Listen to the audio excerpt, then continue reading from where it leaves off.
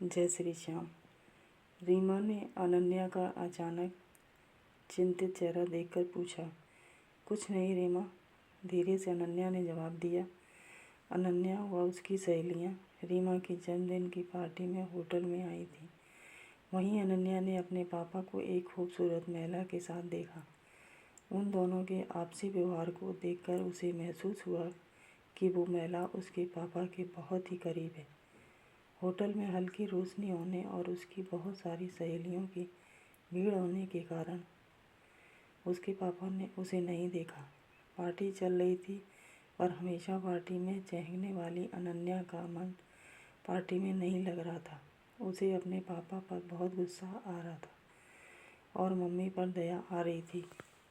पहले उसे लगा था कि शायद यह भ्रम है, पर इन दिनों वो पापा के व्यवहार और दिनचर्या में काफ़ी बदलाव देख रही थी। अब वे घर देरी से आते और पहले जैसे खींचते या झुंझलाते भी नहीं थे। कहीं इसका कारण यह महिला तो नहीं। अनन्या को अपने पापा पर बहुत गुस्सा आ रहा था। उसने मन ही मन ठान लिया कि अब वो पापा से बात नहीं करेगी, लेकिन साथ ही उसे इस बात का भी डर लग रहा था कि मम्मी को पता चलेगा तो मम्मी की हालत कैसी हो जाएगी। मम्मी पापा में दूरियां बढ़ जाएंगी। कहीं पापा ने उस स्त्री के साथ शादी कर ली तो उन्हें छोड़ ही देंगे। वे लोगों के सामने बेचारे बन जाएंगे। सोचते सोचते उसे चक्कर सा आने लगा। पार्टी के ख़त्म होते ही वह सीधे घर गई और कमरे में जाकर सो गई। मम्मी ने 2-3 बार पूछा भी क्या हुआ, पर वह मम्मी को यह सब कैसे बताती। शाम को पापा के आने की आवाज़ आई। रीमा, चाय बना दो, मैं थक गया हूँ। आज ऑफिस में बहुत काम था। पापा का सफ़ेद झूठ सुनकर उसे इतना गुस्सा आया कि वह सीधे बैठक में जाकर मम्मी को असलियत बता दी। पर कहीं कुछ उल्टा हो गया तो मम्मी पापा के बीच जोरदार झगड़ा हो गया और बात बिगड़ गई तो पूरी रात वह सो नहीं पाई।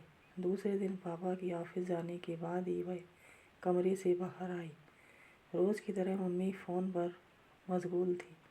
सामने शायद मौसी थी। आधे घंटे के बाद फ़ोन रखकर पूछा कि क्या बात है। उसने सिरदर्द का बहाना बना दिया। मन में चल रही विचारों की आंधी से राहत पाने के लिए उसने टीवी ऑन कर दिया। टीवी सीरियल में वही पति पत्नी का झगड़ा आ रहा था। यूँ उसे यह सब देखना पसंद नहीं था, पर आज उसने चैनल नहीं बदला। मैंने तुम्हारे परिवार के लिए अपने आप को पूरी तरह से भुला दिया और तुम बाहर गुलछर्रे उड़ा रही हो। आखिर मुझ में क्या कमी है? पत्नी रोते हुए बोली। तुम सिर्फ अपने बच्चों, फ़ोन और गृहस्थी में सिमट गई हो। अब मेरे लिए तुम्हारे पास समय ही कहाँ रह गया है। पति आगे बिना कोई बहस किए घर से बाहर निकल गया। पीछे पत्नी बड़बड़ाती रही। उसकी सोच की दिशा बदल गई। पापा का स्त्री के प्रति आकर्षण का कारण कहीं हम लोग तो नहीं। पापा तो हमसे बहुत प्यार करते हैं, हमारी छोटी छोटी बातों का कितना ख्याल रखते हैं। समाज में पापा का मान सम्मान है, फिर पापा ऐसा क्यों कर रहे हैं? उसने फिर से सभी बातों पर नए सिरे से सोचना शुरू किया। इतनी बड़ी हो जाने और कॉलेज जाने लगी, इसके बावजूद वो आज भी मम्मी के साथ सोती है।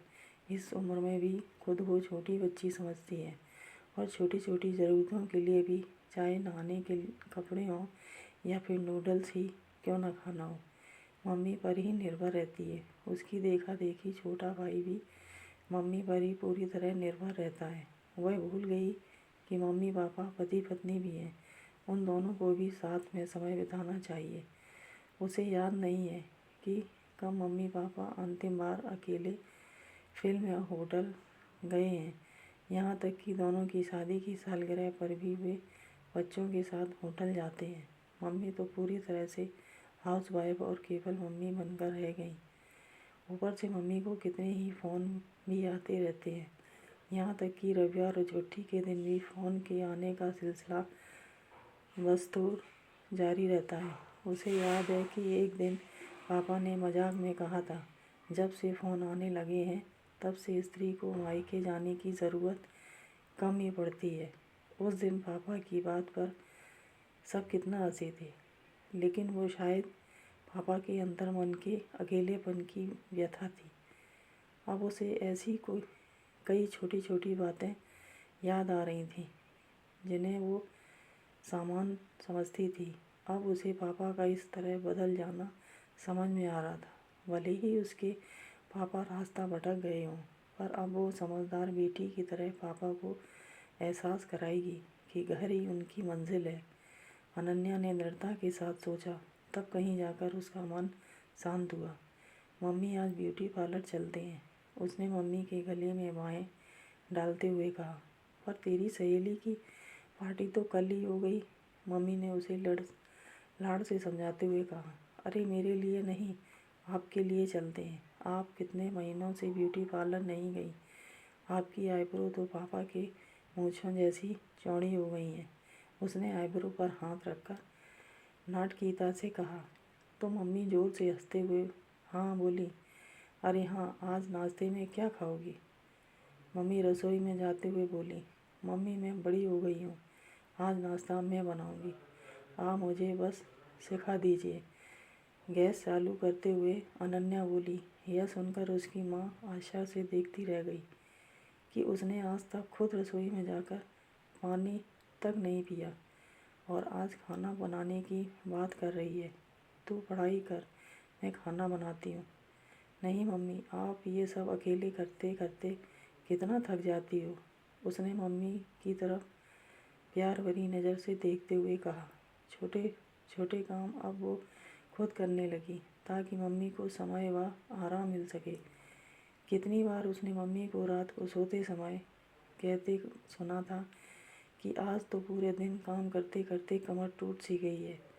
रात को पापा आए, पापा आज आप मेरे हाथ की गर्मा गर्म चाय पीजिए, पर हाँ कोई कमी मत निकालना, उसने नाटकीयता से कहा। अरे मेरी बेटी बड़ी हो गई, पापा ने चाय हाथ में लेते हुए कहा। उसे लगा जैसे पापा मुंह से बड़ा शब्द कहते कहते ग्लानि महसूस कर रहे थे। रात को सोते समय उसने मम्मी से कहा, मम्मी आज मुझे कॉलेज का प्रोजेक्ट करना है, काफ़ी देर हो जाएगी, मैं छोटू के रूम में पढ़ती हूँ। उसने सारी किताबें भाई के रूम में ले जाते हुए कहा। रात को वह वहीं सो गई। रविवार था, सब बैठे थे। अचानक फ़ोन की घंटी बजी। अनन्या ने लपक कर फ़ोन उठाया। अरे मौसी, कैसी हैं? मम्मी अभी रसोई में व्यस्त हैं, कोई ख़ास काम था क्या? उसने बहाना बनाते हुए फ़ोन रख दिया। मम्मी ने उसे गुस्से से घूरा, पर पापा हल्के से मुस्कुरा दिए। एक दिन मम्मी का जन्मदिन था। पापा ने शाम को होटल में डिनर का कार्यक्रम रखा।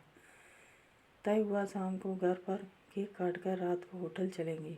केक काटने के बाद शाम को जाने का समय हो रहा था। पापा सबको जल्दी तैयार होने के लिए कह रहे थे। मम्मी, मेरे पेट में तेज़ दर्द हो रहा है, सुबह कैंटीन में खाने के कारण शायद ऐसा हुआ, अनन्या ने कराते हुए कहा। चलो बेटा, डॉक्टर को बताते हैं, पापा ने चिंतित होकर कहा। नहीं पापा, पेन किलर ले लेती हूँ, आप और मम्मी डिनर पर चले जाओ। छोटू है ना मेरा ध्यान रखने के लिए, उसने दर्द का नाटक करते हुए कहा। मम्मी पापा उसे छोड़कर जाने को तैयार नहीं हो रहे थे, पर उसने अपनी कसम देकर दोनों को भेजा। वे अनमने से गए। होटल पहुंचकर फ़ोन किया, बेटा तबीयत कैसी है? जवाब में अनन्या छोटू जोर जोर से हंसने लगे। वे समझ गए बच्चों ने मेरे अकेले भेजने के लिए यह नाटक किया। धीरे धीरे दोनों आपस में घुल गए। दोनों वर्षों बाद अकेले होटल गए थे। शादी के समय की पुरानी यादें ताज़ा उठीं। कुछ दिन बाद सुबह बाथरूम में पापा फ़ोन पर हाँ हूँ कर रहे थे। सामने जैसे कोई महिला गुस्से में बोल रही थी।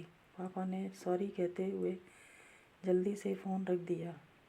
जब पापा बाथरूम से बाहर आए तो अनन्या ने भावुक स्वर में कहा, थैंक यू पापा।